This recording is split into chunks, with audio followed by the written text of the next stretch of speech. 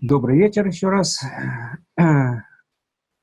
дорогие друзья. Значит, мы сегодня играем с такой структурой, которая называется перспектива.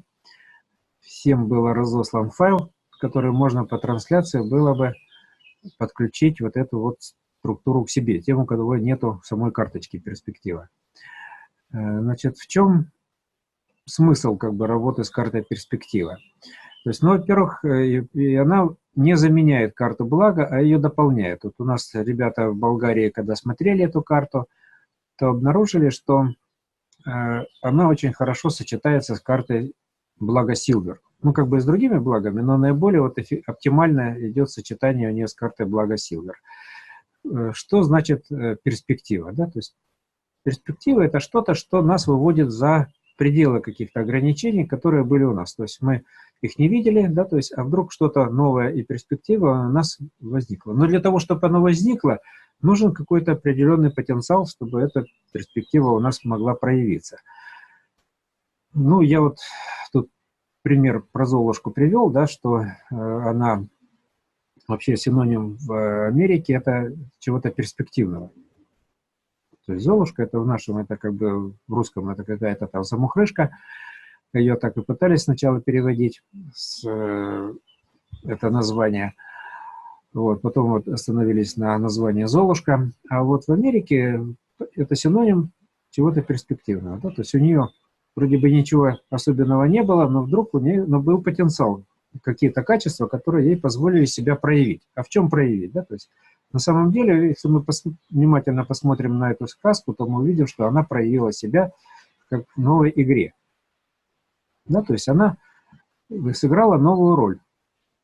Но здесь ей мир помог в виде лицефеи, да, то есть он организовал ей некое изменение имиджа, то есть и она тогда смогла вот в этой роли выступить. Но оказалось очень удачно. Эта роль очень понравилась и открыла ей как раз вот эти новые перспективы, которые для этого были для нее закрыты. И вот здесь возникает вопрос, да, то есть как не пропустить вот эту роль, чтобы ее сыграть тогда, когда надо. Не выступить раньше, чем не высунуться, да, то есть раньше времени, и не прозевать, допустим, того момента, когда надо действовать. Вот. Если еще мы можем разные истории вспоминать, вот дождик у нас пошел. Ну, например, возьмем графа Монте-Кристо, да, то есть такое произведение Дюма. Вот вспомним, как тот пытался выбраться из своей тюрьмы. Он там пытался пробиваться, то есть копал там подкопы и так далее, но каждый раз оказывался в той же самой тюрьме. То есть, в другой соседней камере, там, в коридоре или еще где-нибудь, но он никак не мог выбраться за пределы этой тюрьмы. Тем более тюрьма была окружена вся водой там, и так далее. Вот. Но, тем не менее, он старался, да, то есть вот пробился, там, нашел себе какого-то собеседника в этом плане, узнал какие-то секреты, и потом сыграл удачно роль мертвеца, когда это подвернулся, опять же, случай. И благодаря этому он вышел на свободу. Так вот, как раз речь о том, что нам жизнь все время предлагает какие-то там перспективные ходы, которые мы можем просто пробежать мимо и не заметить. С одной стороны, да, а с другой стороны, их может и не быть вообще.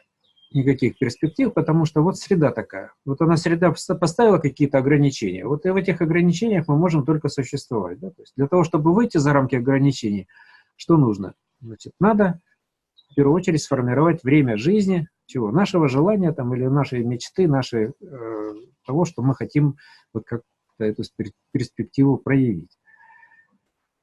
И вот карта перспективы, она как раз для того и предназначена, чтобы можно было, значит, опять же, за счет поднятия мерности взаимодействия с миром, со структурами, выйти на другую структуру, более высокого уровня. Из рамок этой структуры более высокого уровня у нас появляются какие-то события, могут начать появляться, да, которые до этого раньше мы не видели. То есть это вроде похоже на работу карты блага, но это немного другое. У Высоцкого есть такие слова в одной из песен. Может, сзади не так красиво, но гораздо шире кругозор. Больший разбег и перспектива, а еще надежность и обзор. То есть ты вроде бы оказываешься не впереди событий, а сзади их. по отношению вот к тому, что ты был, где ты был. Но появляется возможность видеть то, чего не было видно вот с переднего плана. То есть на переднем плане этого не было. Что получается? Что нам за счет повышения мерности работы с картой перспективы, значит, мы получаем шанс вот этого как бы выхода на «но». Опять же мы говорим, вот в тех ограничениях, которые у нас существуют, у нас может оказаться ситуация, что у нас этих перспективных ситуаций-то и нет. Почему? Опять же вопрос времени жизни. То есть мы говорим, что должна быть структура проявиться вот той перспективной, как бы, тех перспективных событий, которые могут быть. То есть события еще и нет, но структуру надо проявлять уже сейчас. Ну, вот там тот же граф Монте-Кристо проявлял эту структуру тем, что он бился там, да, все время пытался пробиться вот сквозь вот эти стены, да, то есть он не прекращал это никогда. И условия сформировались. Там Золушка, она, ну, как бы вот была добрая и мягкая по отношению ко всем, да, то есть как бы кто бы ни появился. И вот в результате этого у человека появляется шанс, когда он предпринимает определенные усилия. То же самое, как работа с картой блага. То есть надо действовать. Да? То есть, но вот действие здесь своеобразное с картой перспективы. То есть здесь мы опять переходим к вопросу игр. То есть мы... привет, Саша. Значит, что значит играть? Да? То есть проявить в своих движениях тела, души и разума, да? То есть некий образ, который отвечает как раз вот этой структуре, той, которой мы, ну, как бы вот выйти за это пределы, мы там не знаем, что там, да, то есть вот мы в той точке, где мы находимся, мы не знаем, какие могут быть вот эти перспективы, мы даже не... В силу этого нам надо создать условия для того, чтобы что-то начало проявляться. Поэтому вот мы предлагаю такую игру попробовать сегодня, да, то есть мы ее... Почему такое было вступление вот к этой? Потому что вот в Бургасе мы как раз этим будем заниматься. Мы в разных игровых ситуациях пытаемся проявить те или иные перспективы, которые могли бы у человека начать в его жизни проявляться. Но эти игровые ситуации возникают, с одной стороны, на площадке, когда мы формируем какие-то действия, какие-то движения, а с другой стороны, они могут быть и в обычной жизни проявляться. Проявляться в том, что у человека появляется шанс создать условия для вот тех вот, ну, как бы, игровых характеристик, которые у него в каждом человеке есть. То есть мы все игроки. Другое дело, что мы заигрываемся в этом образе, который мы вот приняли. Вот есть образ, вот, и мы в этом образе живем. И ну, как бы считается, нельзя вот так действовать в таких условиях, да, потому что это как бы выходит за рамки этой роли. И человек начинает, ну, вестись на вот эти роли, которые нам предлагает этот мир, не понимая, что мир гораздо разнообразнее, многообразнее, и можно быть гораздо шире в его виде. Потому что вот я, например, когда переехал на первый семинар, то оказалось, что треть или половина вот слушателей этого семинара — это студенты тех групп, которым я читал лекции в ВУЗе. Естественно, вот представьте ситуацию, да, как бы мне надо тут вот чего-то делать, да, то есть а тут на меня таращатся мои же студенты, ну, как бы можно было бы сесть, как бы, ну, принять такой солидный вид, как бы я же тут вот, как преподаватель, там, доцент, кандидат наук, как бы это, мне не пристало как бы вести себя так же, как этим студентам. Вот. Но я как бы на самом деле все полностью погрузился в эту среду, ничем не отличался от всех остальных.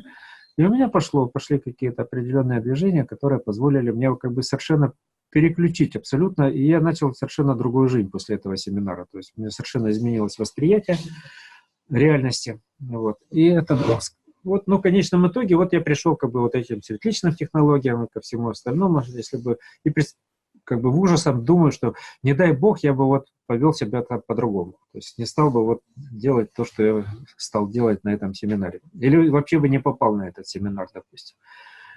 Поэтому я всегда считаю, что семинар — это всегда шанс коренным образом что-то поменять в своей жизни. Может быть, и не коренным, то есть, может быть, не надо коренным менять, да, то есть это уже как бы человек сам решает. Вот. Но создать условия для того, чтобы появилась возможность, да, то есть начать хотя бы просто смотреть на мир по-другому, под другим углом, да, то есть понять, что есть еще что-то такое, чего раньше ты не мог воспринимать. А тут оно, оказывается, существует, и этим можно воспользоваться. Ну, поэтому вот карта перспективы, она как раз для того сделана, чтобы мы могли бы настроиться на вот эти хотя бы перспективные какие-то свои собственные события, которые нас ждут в будущем. Они уже есть как бы в нашем будущем. Но для того, чтобы это будущее проявилось, да, потому что оно многовариантно, да, то есть это будущее, это, на какое будущее проявится, это зависит от нас, от наших действий сейчас. Но можно действовать как бы обычными условиями, да, то есть, ну, как вот в материальном мире привыкли действовать, там, какие-то организовывать встречи, там, еще что-то, там, ну, проекты какие-то вести и так далее. А можно начать с другого, с другой стороны, да, то есть, как бы сформировать время жизни для вот этого, для этой перспективы, чтобы оно начало, как некое ядро, проявлять себя вот в этой жизни. Но формировать его, опять же, надо через игру. Не через какую-то вот напряжение, там, как бы, сейчас я что-то тут сработаю такое, вот. И тогда уже у меня все получится. Почему игра? Ну, потому что вот эти границы, в которых мы находимся, они и так создают напряжение. Если мы будем напрягаться еще сильнее, но эти границы станут еще более жесткими для нас и ну, ситуационно невозможно будет через них перепрыгнуть. Поэтому здесь мы пытаемся через игру выйти на другие какие-то отношения с миром. И поэтому, что тут надо понимать, что наши перспективы, да, то есть они должны быть как бы в рамках перспектив этого мира.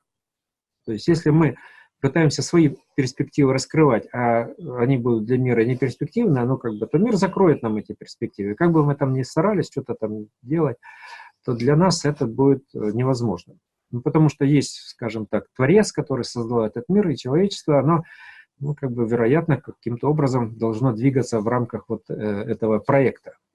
Да, то есть если это человечество начинает двигаться против этого проекта, ну, я думаю, что неизбежно какие-то катаклизмы, какие-то неприятности и прочее, что мы и наблюдаем в современном мире, движение пока к каким-то вот непонятным хаотическим событиям. Еще раз, вот в прошлый раз говорил, что вот из Португалии, когда летели, вот мы пролетели там всю Европу, и везде хорошая была погода, землю было хорошо видно, что везде поля лесов почти нет. То есть вся природа уничтожена в угоду человеку, фактически нету для естественной природы очень мало мест.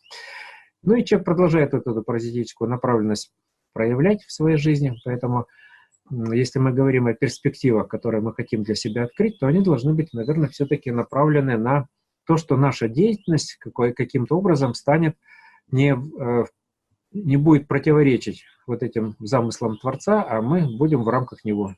То есть есть мир, который вокруг нас, то мы тоже как бы в рамках этого мира и пытаемся что-то делать. Поэтому если мы формируем структуру, вот, ну, как бы структуру времени жизни вот нашего желания или наших перспективных каких-то событий, то мы должны учитывать, что эта структура должна быть согласована с этим миром. Ну и поэтому давайте мы сегодня попробуем повзаимодействовать. Что мы будем делать? То есть речь идет же, опять же, той же самой модели, о которой мы все время говорим, что есть мир структур, который сюда отображается в виде каких-то явлений, событий и так далее. И этот мир структур здесь фактически являемся такими проявителями этого мира. Поэтому все, что здесь есть, имеет время жизни.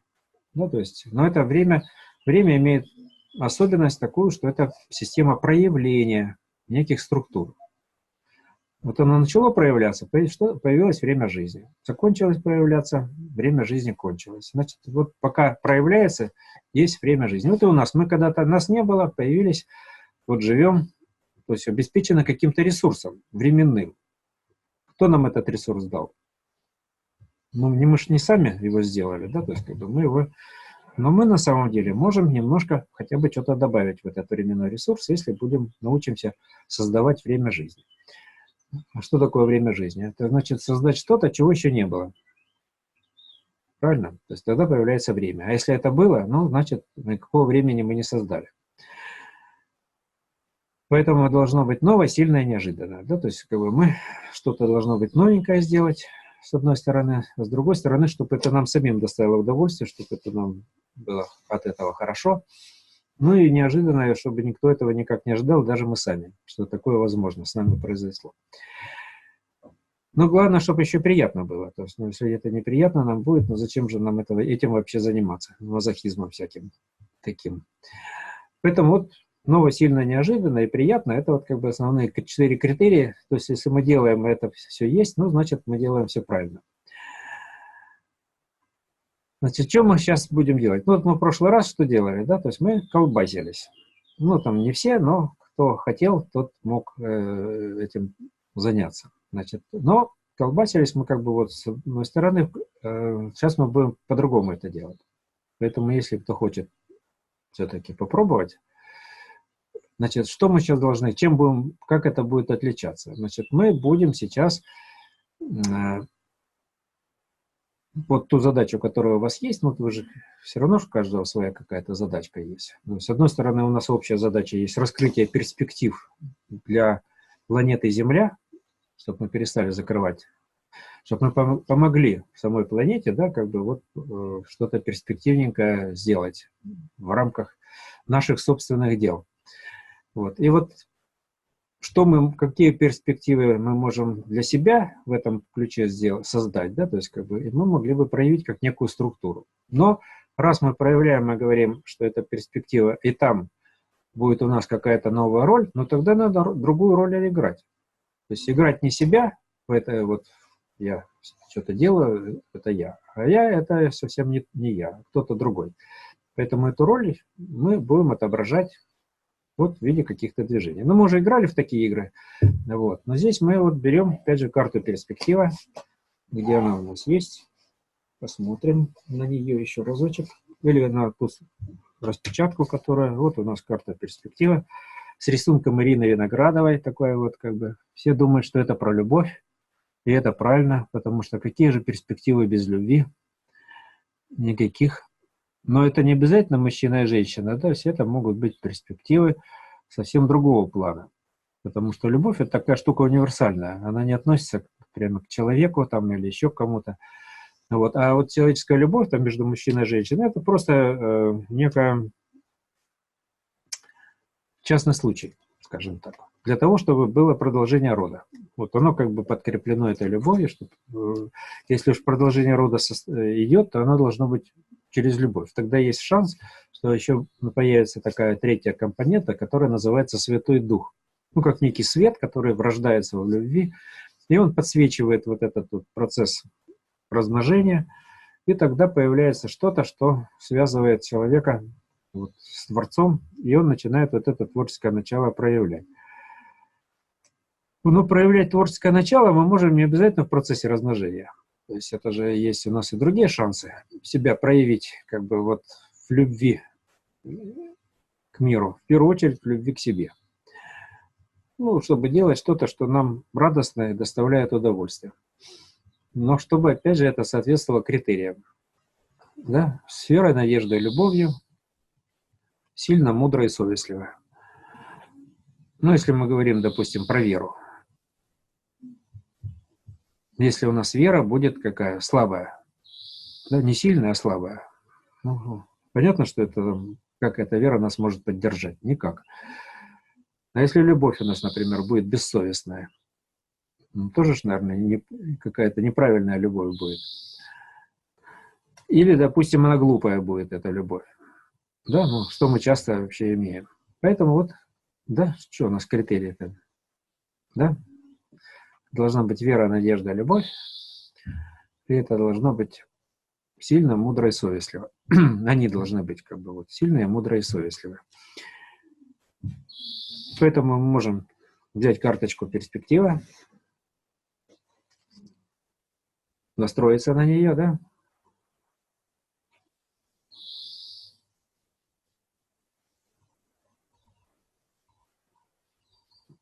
И сказать себе, я тебе верю, надеюсь и люблю.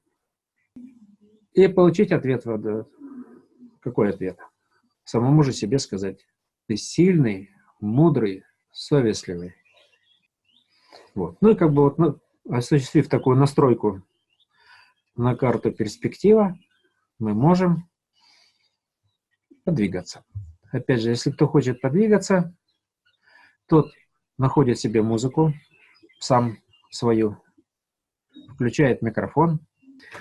А остальные что делают? Они как бы вот свои биолазеры, свои глаза направляют на этого человека, но опять же, имея свои собственные задачи, свои собственные цели, объединенные вот этой общей задачей, да, то есть создать перспективы новые для планеты Земля. То, чем мы на самом деле будем заниматься в Бургасе, потому что у нас как бы вот эта задача стоит на весь бургасский семинар.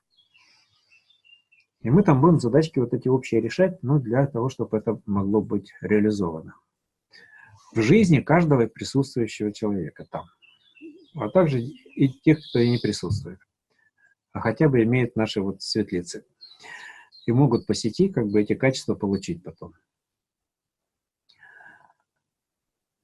Ну что, Алексей, как у вас сегодня настроение? Женя. Всегда готов? Да, но вместо руками помахаю. Ну, встать можете? Ну, как в прошлый раз. Да, как в прошлый раз, чтобы мы хотя бы видели вас стоящим, да, то есть как бы ноги мы не будем видеть, но как руки двигаются, там, крутиться влево-вправо, да, то есть, но для этого сначала давайте выберем образ. Давайте ответим на вопрос. Ты кто? Мне надо задать его, просто придумать, не говорить. Вот нет, надо сказать, вот как бы, чтобы вот, ну сейчас вот как бы закройте глаза, настроились, взяли карточку, да, настроились вот это вот, все сильные, мудрые, совестливые, и потом дальше себе задайте вопрос. Я кто? Ну и вот что в голову придет.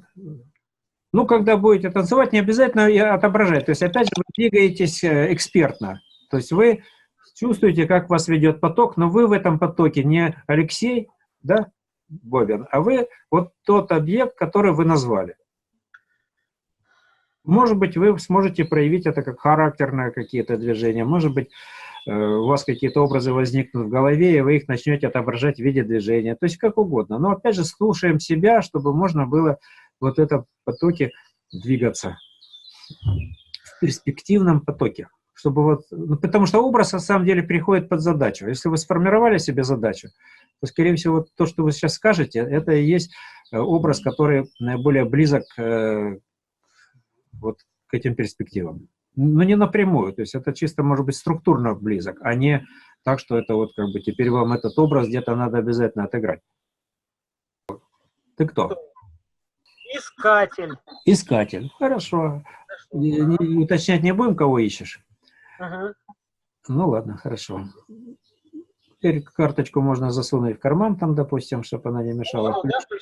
Музыку включить, чтобы мы, да, слышали, чтобы мы могли вместе как бы попробовать вот этот поток ощутить не только как бы, да, то каждый пытается ощутить этот поток, который идет из Алексея.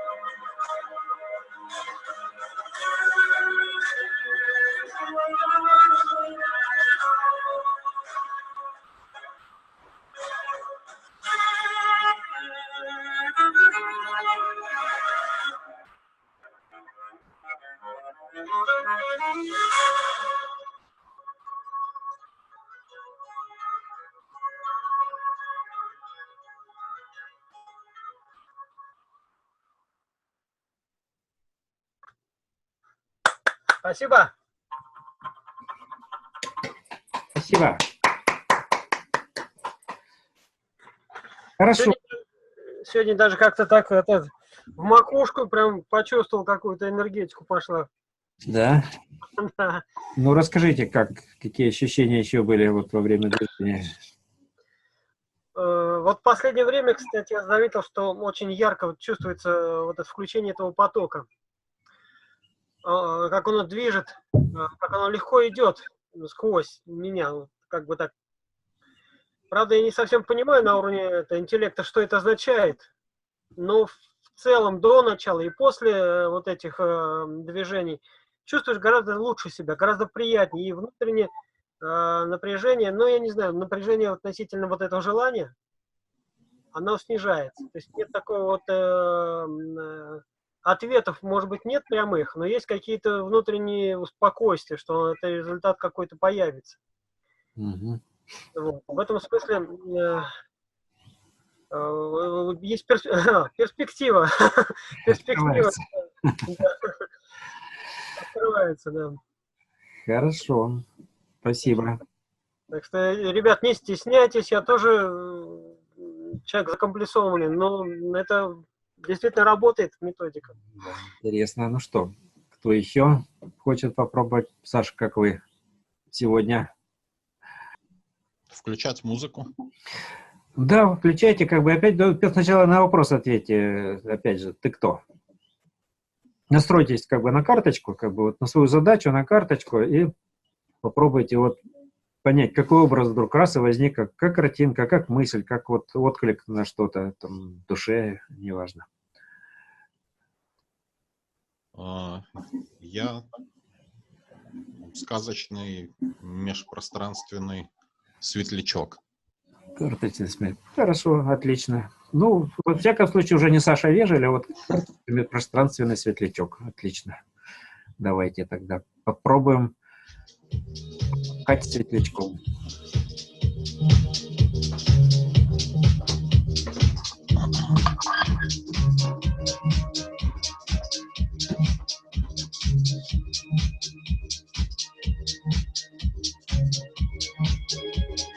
Может, чуть назад еще есть место двинуться, чтобы мы вас чуть больше видели, чтобы не отсекалась голова.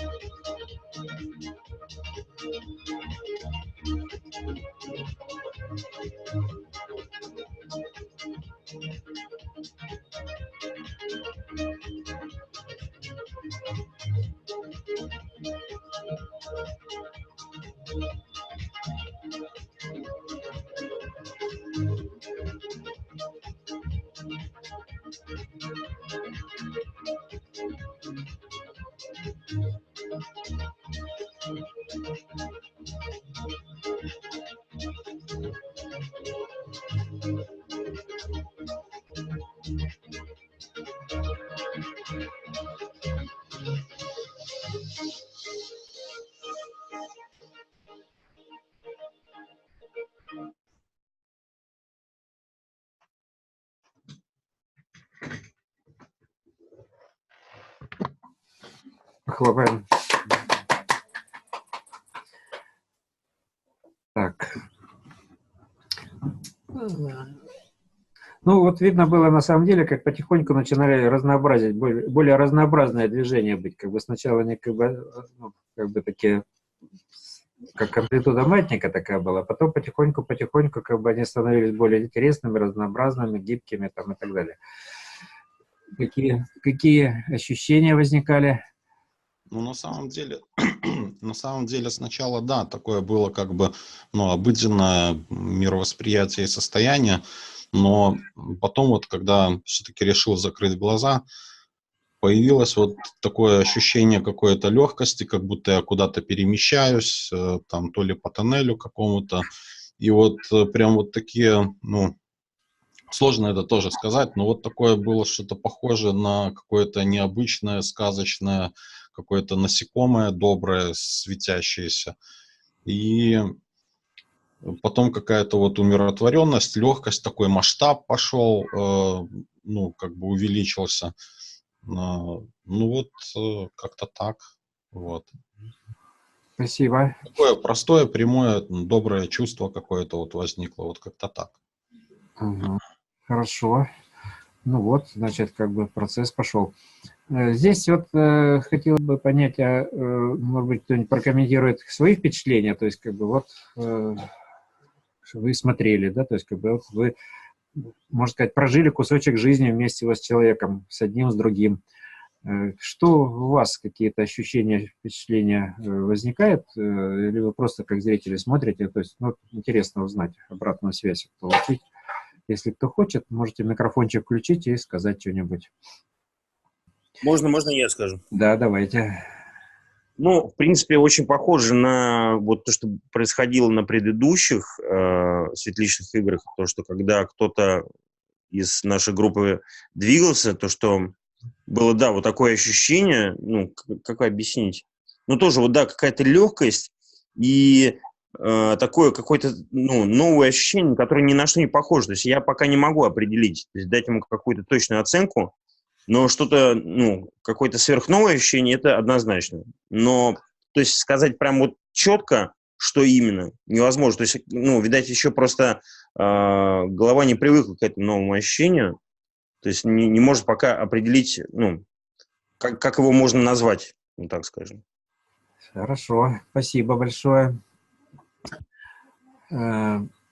Здесь я хотел немножко пояснить, что здесь происходит вот, на наших светличных играх. Здесь мы говорим об эксперт-операторных технологиях. То есть здесь мы не просто как бы там двигаемся, о чем-то там беседуем и так далее. То есть это игра, которая вот такого рода. Да? То есть это есть оператор. Ну, здесь в данном случае я являюсь оператором, да, так как организатор, с одной стороны, этих всех вечеринок, с другой стороны, я пытаюсь задавать движение, если кто-то двигается. Даже если никто не двигается, то все равно что-то происходит. Почему? Потому что может двигаться не тело, а может двигаться душа, может двигаться разум. И мы как бы все равно взаимодействуем на всех трех ипостасях, а не только вот в рамках тела-тела.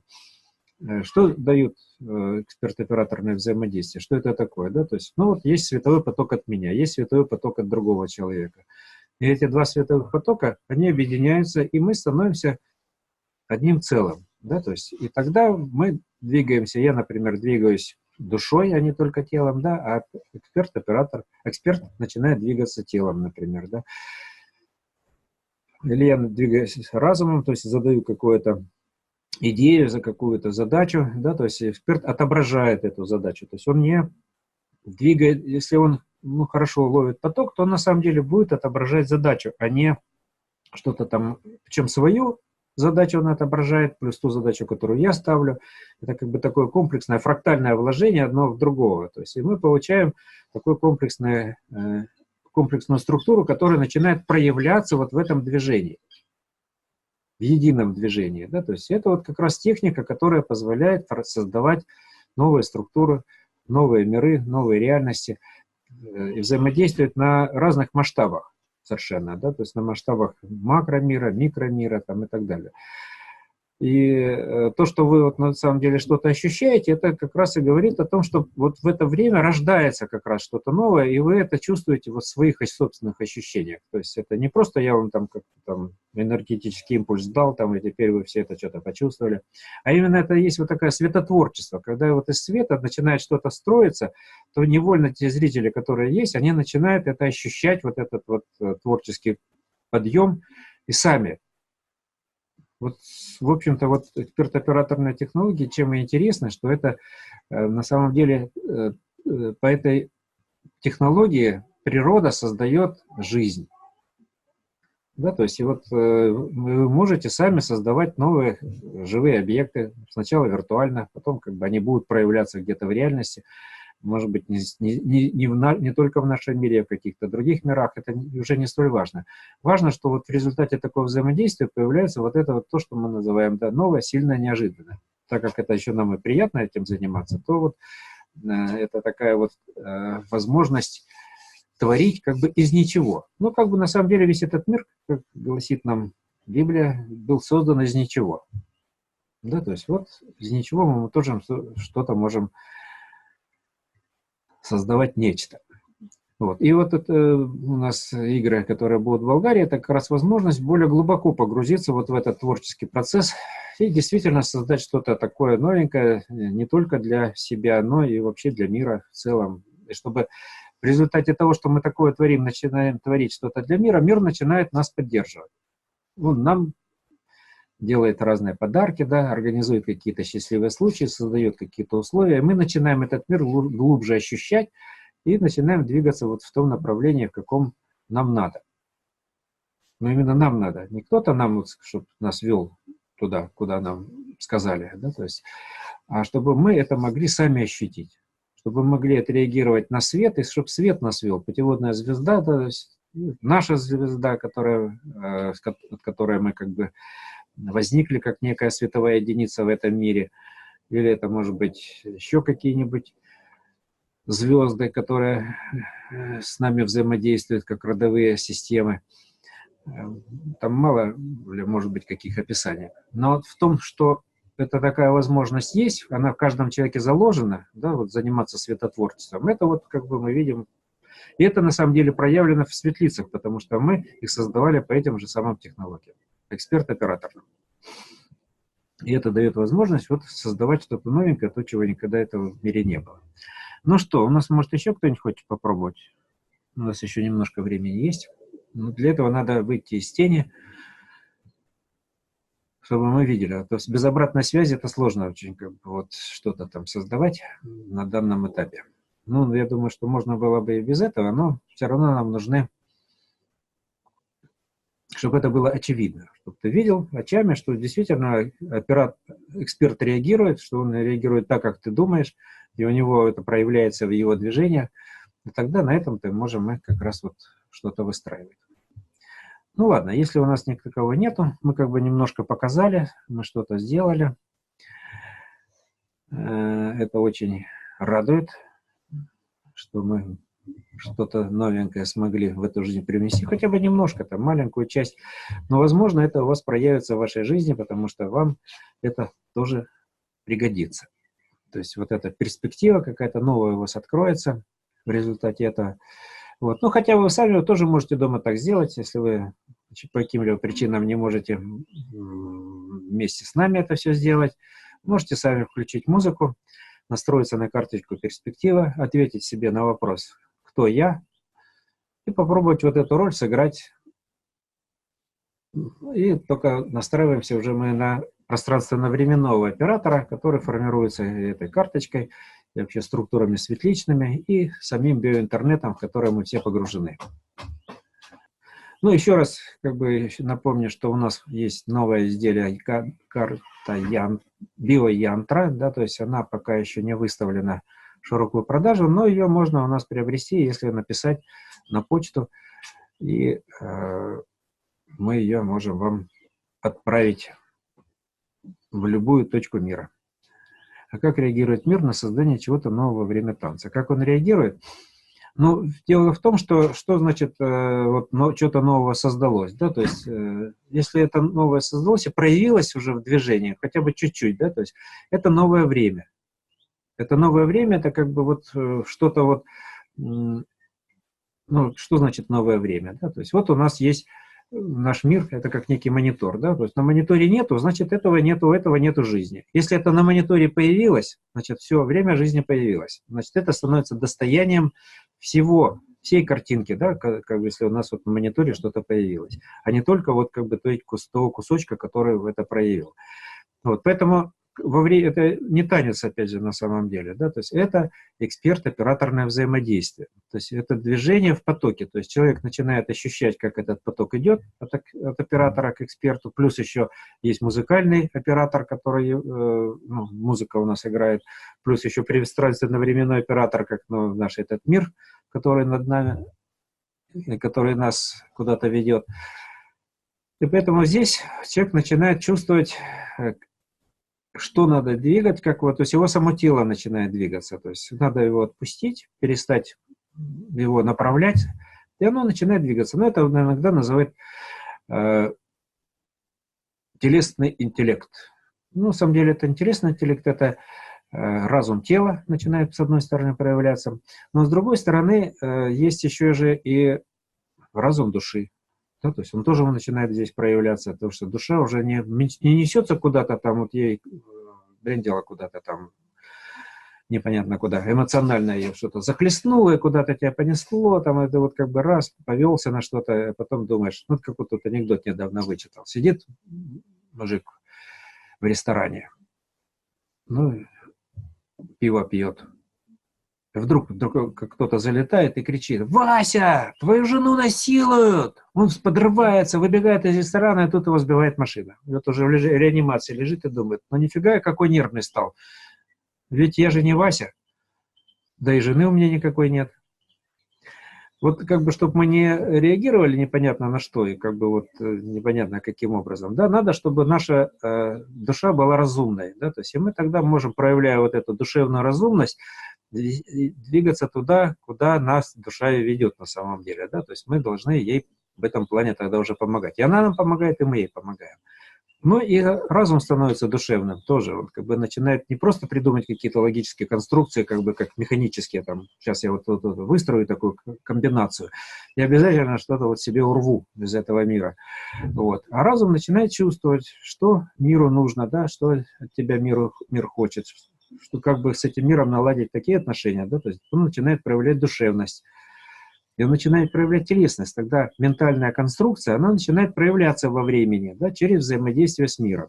Поэтому вот эксперт-операторное взаимодействие – это не танец, это как раз налаживание отношений с миром через сначала движение оператор-эксперт, да, то есть потом можно несколько экспертов, когда одновременно начинают двигаться и так далее. То есть мы, когда появляется несколько экспертов, мы что-то добавляем, мы мерности добавляем. Поэтому уже не одно отношение, а множество отношений, да, то есть и так далее. То есть это вот такая система конструирования чего-то нового, что в природе заложено, и она это использует и создает все время новое, да, то есть и мы видим это, как природа это творит.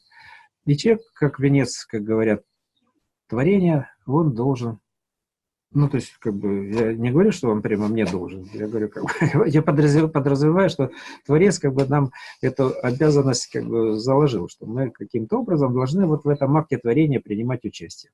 И поэтому в эксперт-операторных отношениях мы это можем делать наиболее эффективно, проявлять свое предназначение в этом мире, проявлять свои сверхзадачи, потому что мы делаем вроде маленький кусочек в своем движении, но это движение проявляет некую структуру, которая может проявиться, например, в каких-то глобальных процессах. Да? Вот вы что-то такое сделали, опа, а где-то там астероид чуть-чуть отклонился, и теперь он уже на Землю не упадет. Ну, он где-то пролетит мимо. Да, то есть, как бы, потому что вот здесь вот как раз и сформировалась такая структура. И может еще что-то может интересненько произойти. Поэтому есть вот люди, которые могут прописывать информацию, и они прописывают эту информацию, что на других уровнях происходит еще в реальности, когда вот происходит эксперт-операторное взаимодействие. Вот. У нас вот такие описания некоторые есть в наших светличных структурах, мы их не выставляем в широкую публикацию, потому что она выглядит каким-то бредом на самом деле. Но там достаточно интересные вещи описываются. Вот. А я, по-моему, в прошлый раз что-то читал, да, вам информационку какую-то? Нет? Про новую структуру, которая в янтре заложена, про структуру, которая заложена там у нас еще в новых структурах, какая проявляется структура. Нет? Но в Бургасе почитаем обязательно. Так, ну что ж, большое спасибо. Если вопросов нет, мы можем на сегодня закруглиться.